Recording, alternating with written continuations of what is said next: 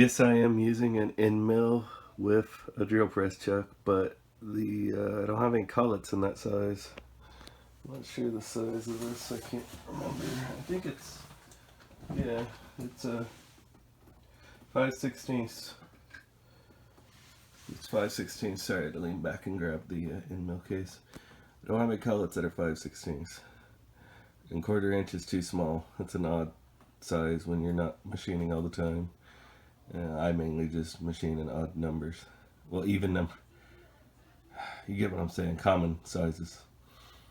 But yeah, anybody that says that, oh yeah, just take the doors off and hammer out the pins, they are full of crap.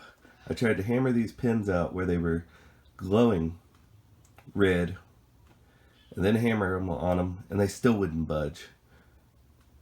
It's just, they're impossible to come out once they're in there. And then I tried to drill them with a very nice drill bit. The drill bit's like $16 by itself, made for hardened steel. Didn't do crap. Just tried to wander off center and drill into the softer metal on the sides of the pin. So I ended up having to buy this end mill real quick. And as I said, I didn't even have a collet to hold it, but the hole doesn't have to be super accurate. I was gonna put a 5/16 spring key in there, but from where I'm using this on a drill press chuck, it's got a little wiggle, and that'll make the hole a little wider than what it needs to be. So the 5/16 spring pin won't have the tension to stay in there. See, what I had to do was cut it off the body so I could mill the center. This one was really bad. The door practically dropped 4 inches when you opened it. Watch what you're doing with a 7-inch angle grinder. It can get away from you. I was going down this way and didn't see I was touching that.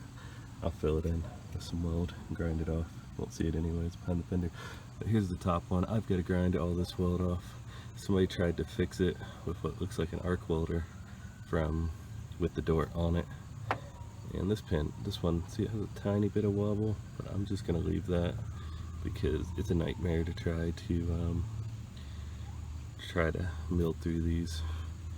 And I gotta get all the weld off of here because it's still separated some. They didn't get it back where it needs to be when they welded it. So grind this off, grind through here, then re-weld it. Weld the bottom one on, put the new pin through, and we're done. Yeah, these are supposed to be pinned, but they don't come out. See, now what I'm doing is already milled a hole through this. This is the middle piece, the part that would attach to the body. I leave one. I already did it to this side, but I only did it one at a time. So I used the hole to align my mill, and then I weld this side because it was all wore out from being open and closed with the pin being broken off. It dug a big hole and then wore down some of this, so there's a lot of play between the two pieces. So then I'll grind this down to the thickness I need, then use that hole to align my mill, then drill out the hole back to the original size, and then there won't be any play. Alright, this is the hinge after I get it installed. I weld completely around it. I ended up using a spring pin, even though it was kind of fit in there easy. What I did was I put one, I don't know if you can see it, but I put one tack on top of the spring pin so it didn't end up working its way down and falling out. And yeah, it fits pretty nice. I dressed out my welds here, but these top welds, I got it to smash back in. I didn't dress them completely out because somebody used a stick welder on it, and it had all kinds of flux in it, and it just was not grinding down, so I didn't want to waste the time. I did weld, as I said, knocked it down and welded the back side of it where it wasn't welded before. But yeah, that's the hinge. I'll show you how the door shuts. Shuts nice now. It has this kind of like where it sticks up, but it's completely as far back as it can go in the jamb. I'm thinking that's where the actual body panel had a slight bend clear across it where the frame was damaged. But yeah, that's pretty awesome.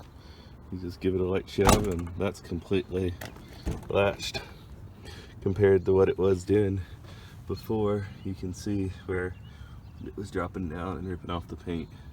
Like I said, it dropped about 3 inches. Here's the fit mat up against the fender.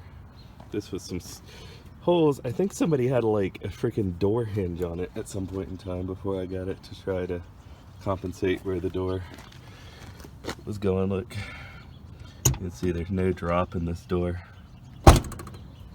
So yeah, that's what I did about my door pins.